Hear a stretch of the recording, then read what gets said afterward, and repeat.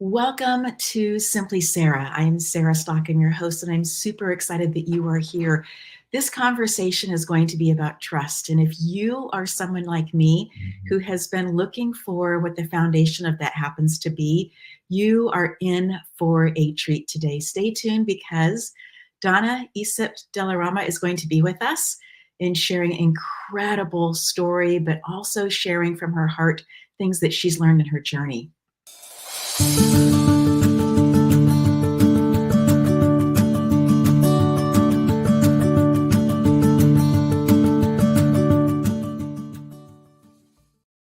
And as promised, Donna is here with us. And Donna, I'm just so excited because you have such a huge trunk full of energetic tools that you can choose from and that you can pull from.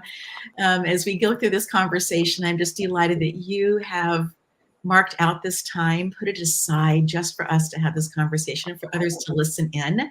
How did you get to where you are today, friend? Well, first of all, thank you for having me. I'm really excited to have this conversation with you. Well, when you say how did I get where I am, are you talking about anything specific or just where I am presently in my life spiritually is how I hear the question? Let's go there first. Yes. Okay. In July 2003, my sister passed away suddenly while I was on vacation. And a very dear friend of mine at the time was driving down from a training session. He was in the Navy at the time and met with me at like 6 o'clock in the morning. Everybody else in my family and my boyfriend at the time was asleep. And he was like, just meet me and we'll go to the beach. And he took me to the beach off of 20 Mile. I forget what the drive is called, but in Carmel. And the sun was just coming up on the horizon. And I remember the rocks just being battered by the ocean and just hearing anger and pain from the ocean. Yes. And understanding that that was a reflection of what I was feeling at the time. Yes. And my friend was so kind to just allow me to have the space to really just be upset and feel all the feels uncontrollably, but in a really safe way. Yes. And that gifted me something that I still take with me today. And that's, just honoring what comes up, even though it's hard and ugly. And that's just one side of it, right? Because the things that can also come up are beautiful and spectacularly amazing and nourishing. They're both nourishing sides of the spectrum. Yes. And that's what that introduced me to. And then he eventually introduced me to someone who would become my meditation mentor and teacher. And I haven't looked back. Yeah. It's so amazing when we have a friend in our life who is willing to allow us to experience life, to allow life to touch us. Yeah. And in that place, they hold the space for us. Yeah. It is such a remarkable gift, such an energetic gift. Mm-hmm. And I love that you were at the ocean, that the waves were mirroring for you the anger that you were feeling, the concern about what the future would look like, all those different pieces that was being mirrored right back to you in your own life. And that through that experience, you were actually able to get to a mentor. I truly believe that when we have a mentor, whether that person's a real life person, they're always real life people, but they're always real people too, right? Sometimes they are living, and sometimes we are reading their book and allowing what they had written hundreds of years ago to be really helping us map out our path. And at other times, they're people that we really don't know, but we're listening to consistently to their podcast, or again, reading, or somehow listening in. But having a mentor, somebody who you can actually speak with and share what's taking place in your life and allow that relationship to help configure the next steps, I think is a critical piece for spiritual growth, for emotional growth, even for job growth and for entrepreneurship and those kinds of things as well. Such an important piece. So as you then had this mentor, got this mentor, what were some of the pieces then that you began to look at and to work through? Because you do have a huge, gorgeous chest filled with all of these beautiful energetic tools that you're able to open up that trunk and pull out what you want to use at the point that it suits you to do that. So how did you get to this point that where you are? That was the genesis. How did you get to where you are now? It's a multi-pronged journey. My teacher has helped me to keep my heart open. And that's been hard. Everybody has had a lot of things that can narrow the doorway and sometimes just take you off your path.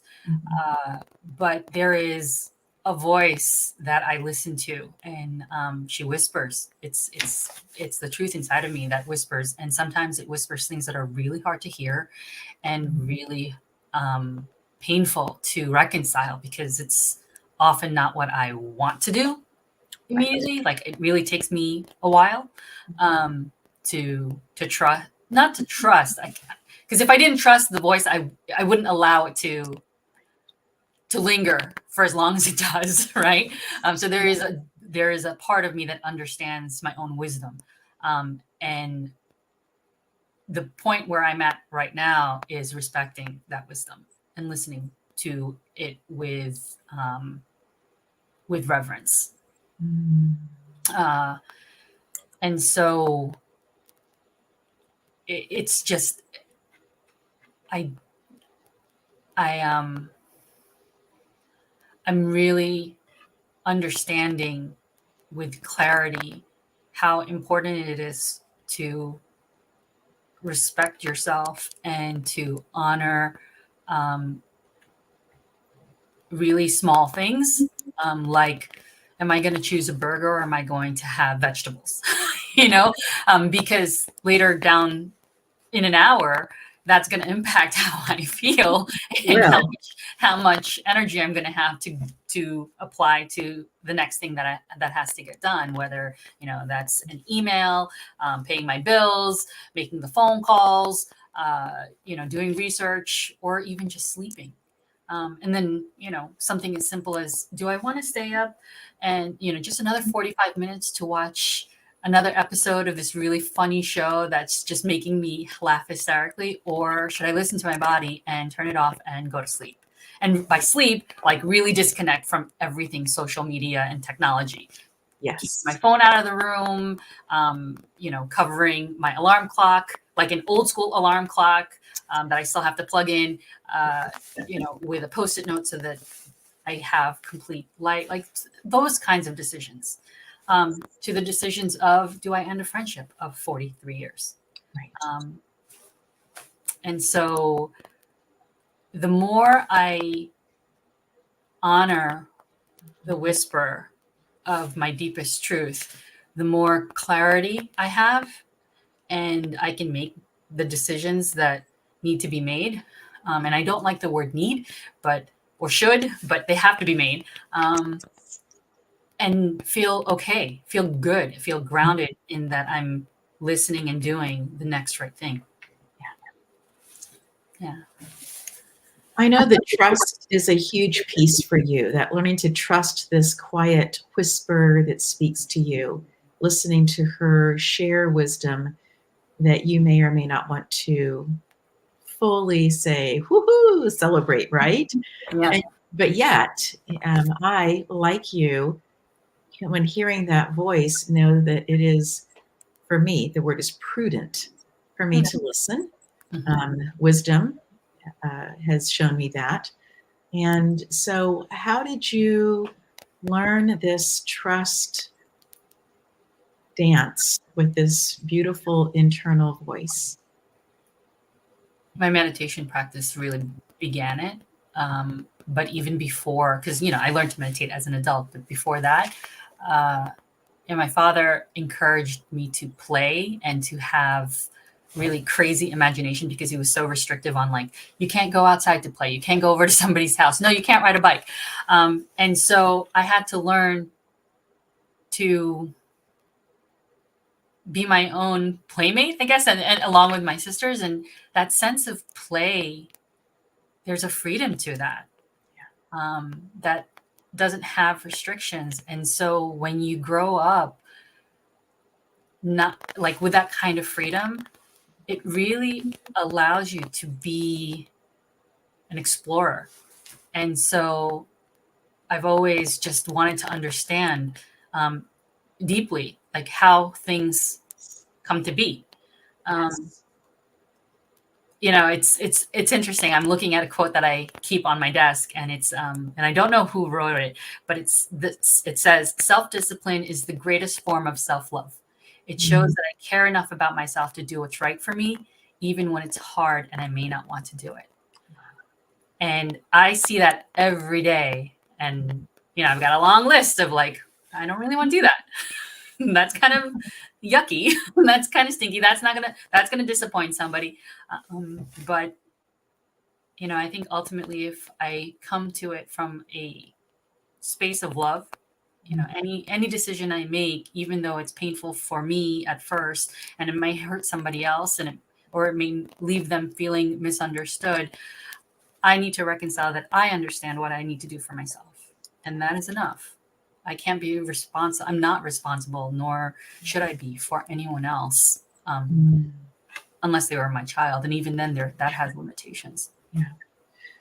Donna, I really love that you are so clearly sharing this idea of self-respect, self-discipline, self-love, and how that pushes into relationships.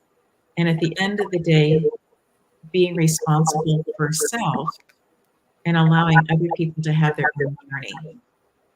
It is, I believe that that's one of the things that so deeply allows people to move into another level of growth, is making that determination that they are important enough to be able to have boundaries, and the boundaries keep in the good and they keep out the bad. And it's not that the other person is necessarily bad, it's just that for that particular moment, whatever it happens to be is not the right thing for you, for me, that particular space and time. Mm-hmm. Yeah, engagement, you know, when we engage, in particular, when we engage with people or circumstances that don't allow us to breathe or grow, and we know that at the moment, and yet we still decide to continue to engage, it breaks us down. And if we continue to do that long enough, we're kind of left feeling like that character in Harry Potter. I don't, you know, if anybody hasn't watched the movie, I'm sorry, but at the very end, one of the main characters is under a bench in the shape of this broken creature. That's what happens to us. And when I saw that scene, I was just like, oh, that will not be me. Or Gollum in Lord of the Rings. Like, exactly. You know, I could be that sometimes, absolutely, when I let myself spiral in a way that's not healthy, and I indulge. That's really big for me. It's like, what am I indulging in right now that really I don't need to be doing it just because I can? And someone once asked me, why did you do that? And my answer was, like, adamant, because I can. And then I was like, why is that a problem? And that was a long time for me to reconcile. Like, why is that not okay? Because I can.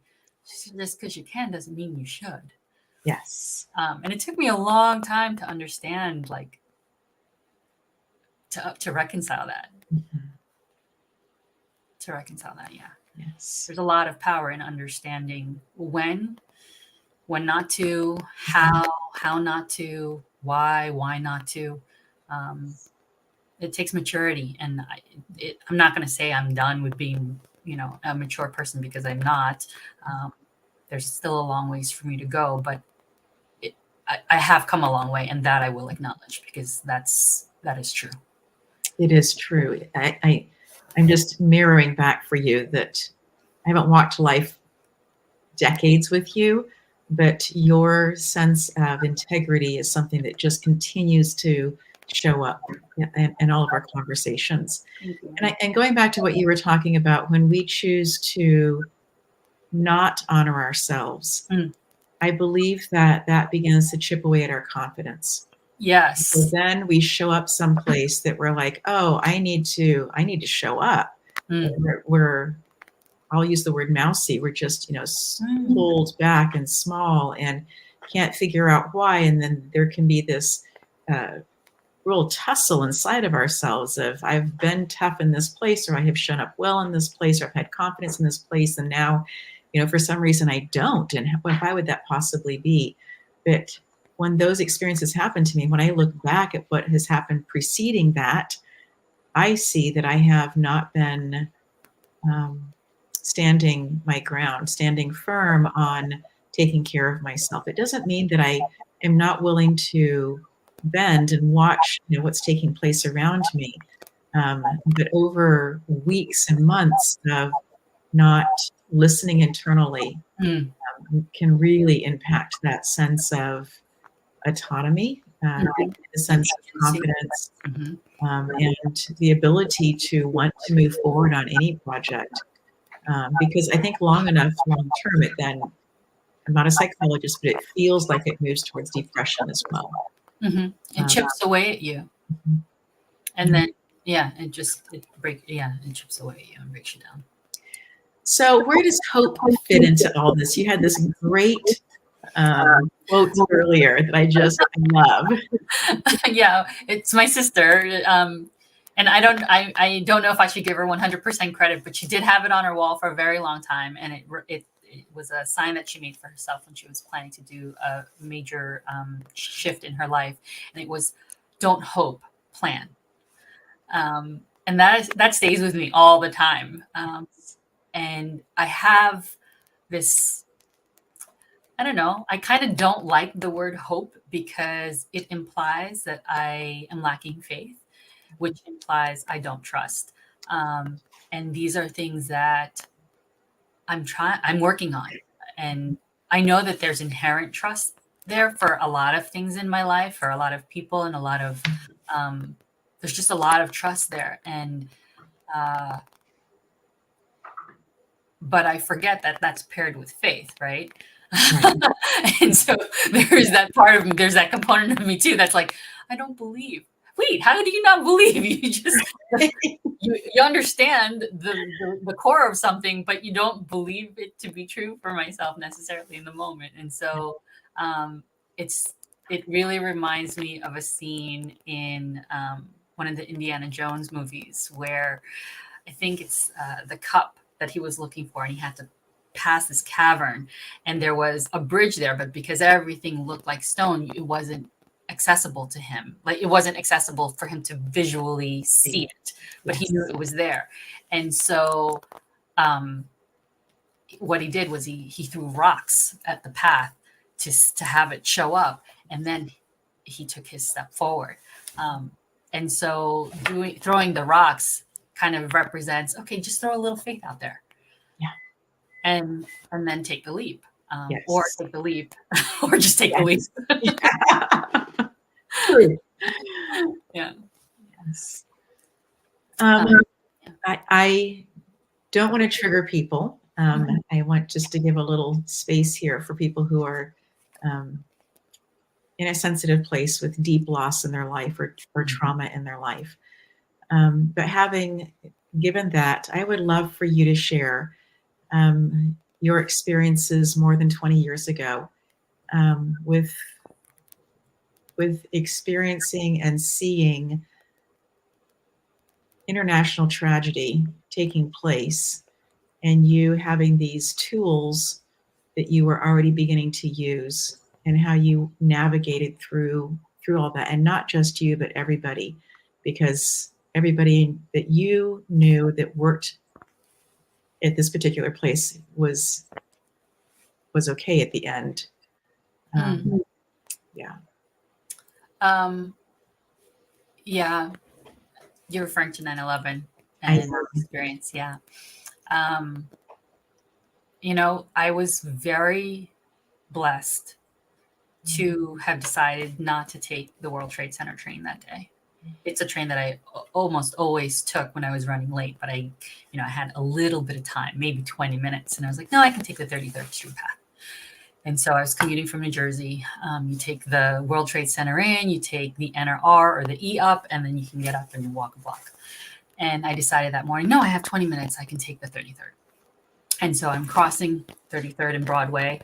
There was the big Gap store that was there for a long time. And then across was Macy's and then the mall. And I remember looking and just feeling how beautiful and perfect that morning was, and how it was just going to be like, wow, look at the sun. It's shining up on the towers. It's amazing view. This is what I was living for. This is to work in New York City. And like,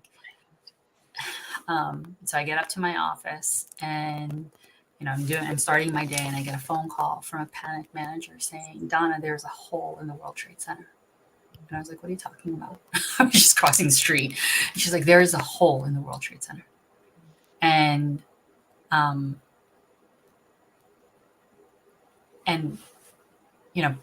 very clearly panic started to ensue. And I was able to talk to one of the managers at the World Financial Store. And I said, grab the phone list, go to the store at the seaport, make it there. And I, at that moment of telling her that, I wasn't thinking, I couldn't even remember how far or how close the seaport was, but I was just like, get out of that building and walk to the nearest safe place that I could identify. And so that happened. And that afternoon ensued, and we were all watching from 33rd Street, the horror,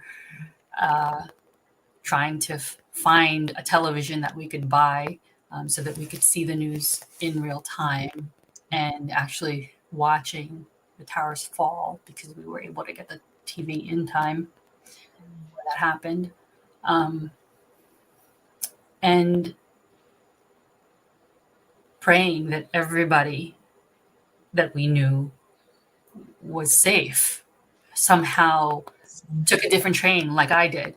Or, it wasn't just employees. We had friends who worked at the World Financial Center. My friend's father was working there.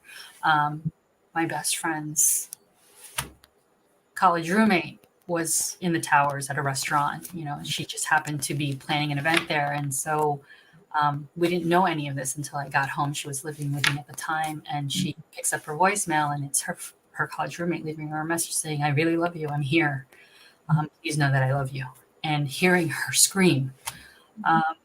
So having that hit close to home, and then coming to realize that a good friend of mine, her dad, also died in the towers because that's where his office was. And she couldn't reconcile for a long time that the last conversation they had was a fight, and feeling the overwhelming sense of guilt. And for a long time after that day, I refused to cry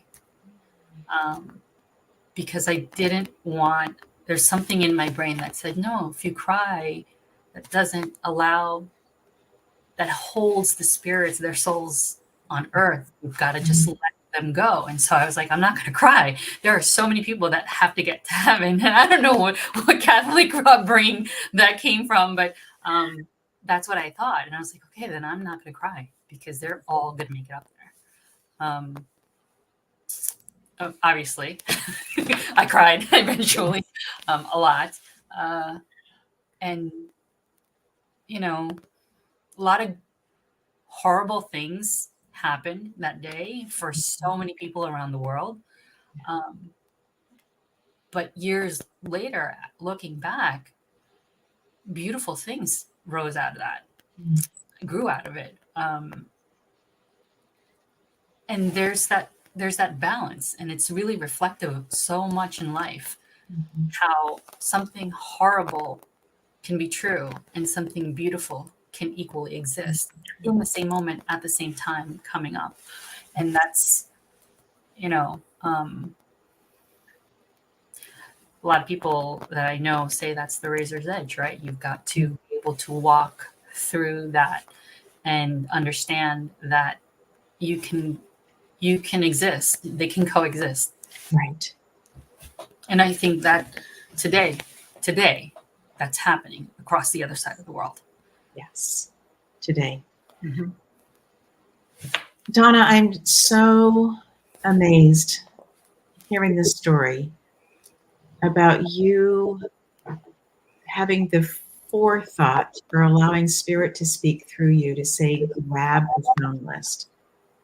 What an amazing thing, because not only did you say it, the other person did it, which meant that it was a printed copy that you could easily grab. So I think that for people who are listening in and considering what are some smart things to do in life, one of those, I think, is to have things actually printed out and have it in such a way that you can actually get a hold of it. How important was that phone list as the days then moved forward? I think really important. And then also, just as an added note, one of our district managers lived downtown, lived right in the World Financial area, and her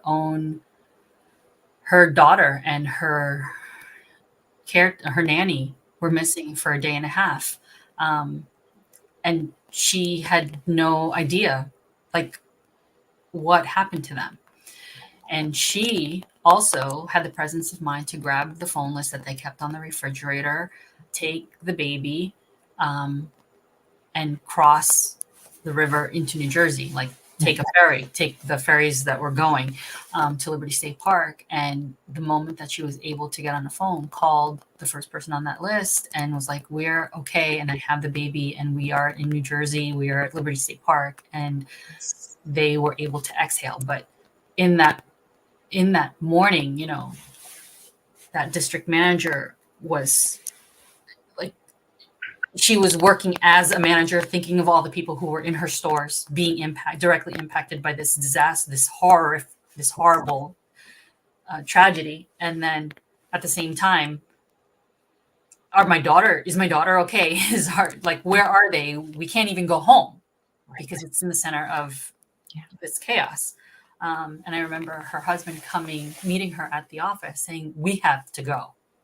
Where they were going, I'm not sure, because they couldn't make it downtown. But he was sort of shaken, you need to be a mom. You have that responsibility in front of you right now. That's what we need to do. And so, it turned out okay. It turned out great. Her daughter is beautiful and adult now. And so, if we're going to talk about having things handy or being mindful, one thing that I will suggest outside of a phone list is wherever you're staying, especially if it's at a family or a friend's house, is to have a set of keys. Yes. That's super important. I didn't have that when my sister passed, and it wasn't until recently that I've forgiven myself for the guilt of not having a set. And I think also, as we're talking about just being aware, for us, as we lived in serious earthquake country for decades, we realized that we needed to have somebody who, as cell phones became more popular, and each of us had one, we had somebody who was completely out of state, and all of us had that number, and that was our emergency number, so that we could call into that number to say if we were safe or not.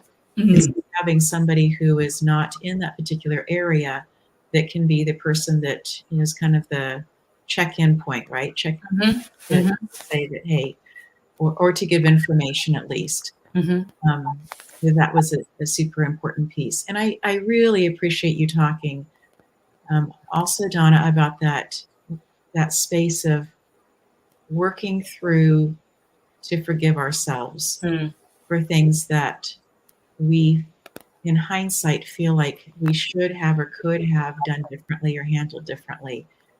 I also know people who have lost somebody very dear to them. And the last conversation they had was a big row, was a big, huge disagreement. Mm.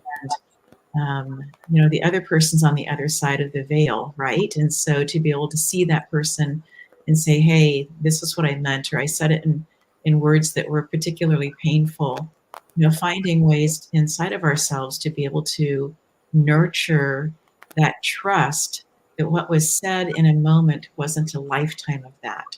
Mm-hmm. It was that particular moment, and that there was this foundation of love and care and respect and family, and not necessarily agreeing all the time, Right.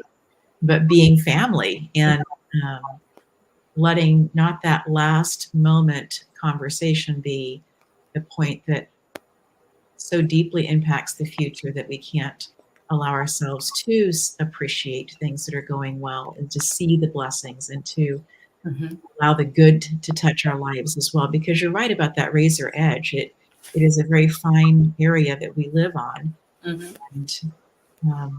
and it can be a personal decision to not want or allow to see the hurt or the feels of loss. Yeah. And yet, when I look back at my life, the areas that have been the hardest Mm. consistently, Donna, have been the areas that I have grown the most in. Mm. Not that I'm asking for hard to touch my life again, but I also am aware that life is not just a monopod. C.S. Lewis in the Narnia, Chronicles of Narnia, that they get on the boat and they get to this place and all they hear is this hopping around, and they finally realize that everybody there is a monopod, right? They only have one foot that they're jumping and hopping around on. And life isn't just joy all the time, or just sorrow all the time. Life is filled with all these other pieces that are taking place as well. Mm-hmm. So as you have come into this place of not just seeing, experiencing 9/11, up close, very, very personal, and then also within a few years losing your sister, how have you been able to honor those who have transitioned before you? By keeping them alive, by understanding that they have just left the body. A lot of we're raised to believe that when a person dies, they're gone. And something about my sister's passing helped me to understand that she's just left the body. Right. I felt her spirit so strongly for many, many years. In fact, I stopped feeling her for a little bit. And I don't feel her the same way anymore. I stopped feeling her for a little bit, and I was like, well, I don't understand. And then my mother passed at the beginning of the pandemic, and she now resonates for me very much in such a different way than she resonated when she was alive. I feel like she's my friend now, and I could feel guilty about that. About well, why couldn't you be better friends with her when she was alive? But I don't want to. That's not how I choose to see it. It's like this is how we're showing up for each other, because it still very much is a relationship, right? Right. That's where the power of Reiki has been so tremendously helpful. Yes. It's a modality that really complements the meditation practice that I have, where both are just there's a foundation of love and light there, and that's for me. I feel that that's the foundation of everything is love. And then that radiates, and then that's where you get the light. And then following that is peace, joy, and that's what's true. And so I'm sorry, I lost my train of thought. How do you honor? How do you? Oh, honoring them, yes. Yes. Yeah, they stay alive. I talked to them. I have conversations with my father-in-law who passed. I have conversations with my mother and my sister, like a lot throughout the day. And I feel what they have to say to me. I don't hear, some people can hear. I'm Right. not clairaudient, but I feel. And so my mother and my sister have both guided me to taking action and making decisions, and, not being mad or taking a closer look at something, asking the right question. And it's very much the same kind of relationship that I feel I have with God. It's like I talk to God too. Yes. And in moments of real clarity, like unwavering clarity, I understand I am also talking to myself. Yes. And so Yes. that's a deeper understanding that I'm just growing into. Yes. Because there's, we're taught a lot of things that would conflict with that notion. But it's not a notion for me. It's really an understanding of, I am as well. I am. Yes. Oh, that is so beautiful. It really resonates with me when you talk about how people who have passed, that you can still feel their vibration. You still feel each person has a vibrational energy. And I think that we make up this absolutely amazing celestial choir. I like that. And so whether we are in the body form, physical form, where we can touch and feel and see airplanes and hug our fur babies and, celebrate Christmas and those kinds of things, whether it's that or the person has transitioned, I think that this beautiful song of life is just that we're part of the celestial choir. And so my father, who has been gone he died about 13 years ago. There have been multiple times where he was such a great listener for me. And we had been very connected. My mom was pregnant with me when my dad was taken hostage for 10 weeks when we were in Africa. And it was an international event, and the UN came in, and the women and children were taken out of the country. And eventually he was released along with the other men as well. And there had been a pilot of a small mission plane, who had come in to check on them, who had been shot and killed. And so there was this, again, that the two sides of the edge, right? Of the joy of being released and being okay, but yet the deep sorrow that they had buried one of their colleagues and one of my dad's dear friends.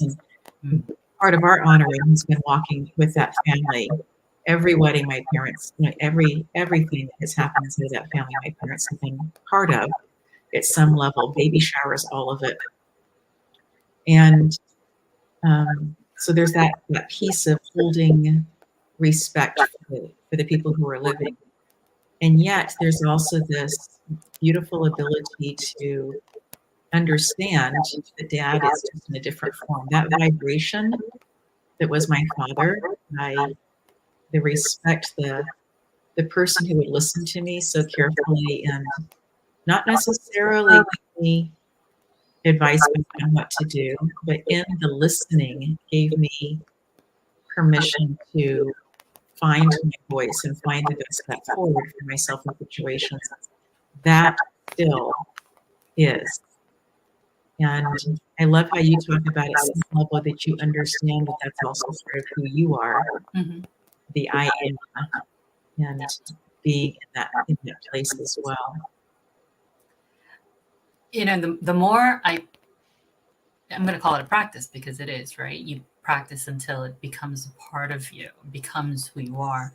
So meditation, there are days when I am so busy that I choose, I'm not going to say I forget, I choose not to go on the mat. But those are the days that I work really with more effort to be very present in what I am doing in the moment. And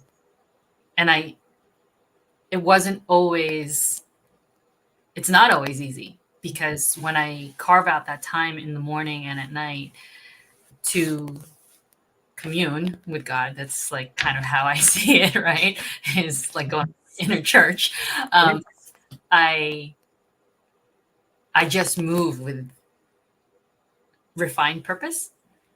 Then more so than the days that I don't, because I am choosing to be busier, Right. and making these excuses of, oh, but like I really can't. I don't. 5 minutes is not enough time. Well, then if you can't find the 5 minutes, carve out the time in the moment to really be present of writing this email, and or being in conversation with somebody, or at a stoplight, instead of reading signs, which I caught myself doing on my drive from the Southern California. Yes. I read every sign, which is like a lot of things that I don't need in my head. Be present to watch how a child who's crossing the street where their mom is looking up and kind of giddy and joyful about being guided across the street, holding their parent's hand. That's a moment that I get to witness of love between a kid and a parent. Yes. Or a homeless person who is carrying everything in a suitcase, in a backpack, and the tent that they've pitched at the corner of a really busy LA street and Pacific Coast Highway, and acknowledging that they exist, and wishing them joy in that day. Or having $5 ready for the homeless person in Oakland at my stop sign, and being able to give it to them and say, God bless you. Yes. Yeah. Finding ways to be present, finding ways to live inside our own worlds. I know that there are some people who who are not in politics, who are not decision makers, want to be in the know. And I so appreciate that and understand that there's a space for that. I want to be touching the life that I can actually impact. And we donate, and we'll play an ad a little bit later on where we are encouraging other people to donate for a project overseas. So it's not that we are only navel gazing. However, I really appreciate what you're saying about being prepared for what's around you. I have a friend who, as she's going through her clothing, will put things together in packages to be able to give people to hand out the window, to tell them God bless you, and to share with them different things. And again, that space of just acknowledging and being aware of the world that we live inside of, and that some people may choose that life, but not necessarily everybody is in that space of going, oh, this is where I want to be and how I want to be. Right. So being mindful of that as well. I will share that I was a couple that was picking up recycling cans, and that I had a $5 bill, and that I gave it to this couple, and they looked at me very, very quizzically, like, why would you be doing this? And that I felt it a little bit like, oh, maybe I shouldn't have done this. But yet spirit was just so clear about do this. And I thought, so I did. And so inside of that, to go, wait, there's no shame. Yeah. This is just, I'm seeing, I'm sharing, and maybe it's being received well, and maybe it is a question mark on the other person's side. That's okay. That's okay. It's that listening to the inner voice, trusting, developing that relationship through, in my words, action. So hearing the voice, and then making the decision to have the action that goes along with that. Yeah. As well. So in this space, we're going to take just a quick commercial break for the Mama Lynn Sewing Project. Here it is. Do you wonder if you can actually make a difference in a war-torn country half a world away? One man has decided a difference can be made. The Mama Lynn Center in Central Congo gives women who have been ravaged by war a chance at a new life. Women and their families, including husbands, come to learn how to move forward. The women are taught sewing skills to be able to create an income. At the end of their year-long training, each graduate receives a sewing machine. This is where your support dramatically impacts lives. $150 US provides a new hand-operated sewing machine. Here's the link and QR code to join Sarah and Michael Stockham in positively changing futures through the Mama Lynn Sewing Machine Project. We are grateful for the opportunity to share how you can make a significant difference. And as we are coming back and sharing these ideas and concepts and thoughts about how we remember those who've already transitioned before us, about choosing to live a life of faith, about listening internally and making the decision to have action with that. I love that you mentioned Reiki along with meditation, because for me, the two of those just go so closely hand in hand. What have been some of your ahas about Reiki as you have been learning over the last several years? So I'm new to Reiki. I've only a year. Okay. A little over a year. But what I realized after going through my training is I've been doing a component, like my own version of Reiki, I guess is how I have seen it. What I really, really love is the ability to go through time and space where there is no time and space, to send that love and light to anything and everything.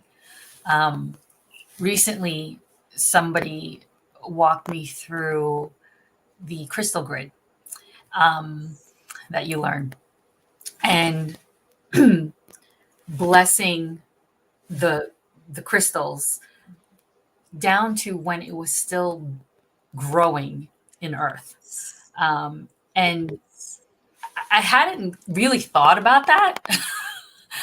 And when I did that, I was like, wow, that's important. Like that's, so many times we're like, oh yeah, be grounded. What does that mean? Okay, good. Like feel my feet on the ground, but like really understanding the inherent connection that we have to Gaia. And, also when my experience with Reiki is it amplifies the reality that we are all connected. And by all, I really mean heaven and earth. And the body that is the conduit for this understanding and this energy, in the moment that it's practicing Reiki, is really balanced in that knowledge, and then is able to be the vessel that radiates what needs to go where it needs to go. That resonates with me with Reiki and meditation, because I feel that that's also how I have learned to approach meditation. Mm-hmm. I think the component for me also that when I first was introduced to Reiki and first learned was that component also of space and time. Yeah. It was just living under this is how things are. Yeah, we operate like that, right? We're taught to operate like that until we yes don't have to. And I understand that there still is space and time that I continue. I look at my calendar, that's going to be time, right? And as I travel places, that's space. But I really do believe that there is an action that we can take where we are able to go back in time or forward in time, to be able to leave these energetic gifts of beauty and of space and of love and light and calm. And if the person that, say I'm given a name and somebody says, please send Reiki to this person, there are lots of different philosophies about this. But I finally came to the point that I thought, and realized for myself, and Spirit confirmed this for me, that I'm sending Reiki no matter what. You're fine. I'm sending Reiki no matter what, because if that person doesn't receive it, the people around absolutely will receive. that there are people around who want that, right? Mm-hmm. So that bell ringing was just a confirmation that what I was sharing is accurate. Yes, no, it's all good. It's all good. But that is that confirmation of saying this is important. This is the listen up also with that. As we are finishing our conversation, Donna, are there things that you'd like to reiterate or new things that you'd like to share? So along the lines of sending Reiki through time and space and reconciling experiences that may have been painful or hurtful with people who've passed in my life, I go back to that experience with them and I send that experience and I send that part of me that misunderstood, as well as the part of them that was hurt or was misunderstood. If I hurt them, I send them Reiki. I send that experience Reiki. And the act of doing that has been so helpful in forgiving, being forgiven, asking for forgiveness and forgiving. And so, anyone new to Reiki or anyone who has been practicing Reiki a long time, there's that opportunity always to heal anything and everything. And it's just, it's an understanding and it's a humility that has allowed me to receive that gift in particular, is to understand what I don't know and to just really be present in the moment of learning and understanding Reiki deeper for myself, that I was like, oh, I can do that too. Why not? Try it. And, that's a lot of life as well. It's something that's applicable outside of Reiki. And I mean, if you can say outside of Reiki, I feel like it's energy that's flowing all the time. So that's what I would like to include. That is so beautiful. I absolutely love, Donna, that you share that this has helped you in that road of forgiveness. Mm-hmm. For me, forgiveness is about living in this particular time, in this particular day, making decisions not based on hurt, not based on trying to hold somebody else to a standard, but based on me making the best decision in this space that I can for right now. And that comes full circle back to you sharing in the beginning of our conversation about listening to that internal voice. Because if I'm going to hold up a list and be, doing the check boxes all day long, that's one way of living. Mm-hmm. However, when I'm in that space, I'm not in a space of being able to hear the still quiet voice because I'm so busy checking off boxes. And so to be in that space of being able to say, I'm going to put the clipboard down. I'm going to live today. Mm-hmm. And in living today, I'm going to receive energy. I'm going to receive beauty. I'm going to see these things around me, knowing that I'm cared for and that I'm loved for by this cosmic being, this beautiful birther, creator who cares so deeply, I believe, for each of us. Yeah.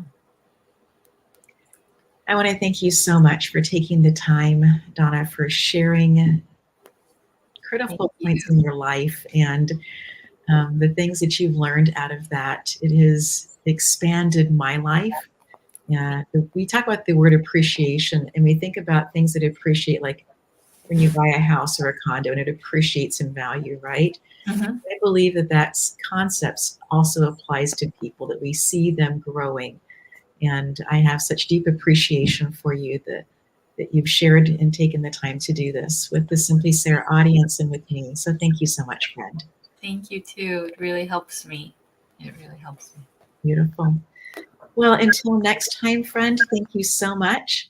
And I'm just so glad that we had the opportunity to share things and if there are things that you have questions about, know that you can always reach out and that we will be answering those questions or taking them into consideration as we do other shows. But we are so grateful that you each are taking the time to listen.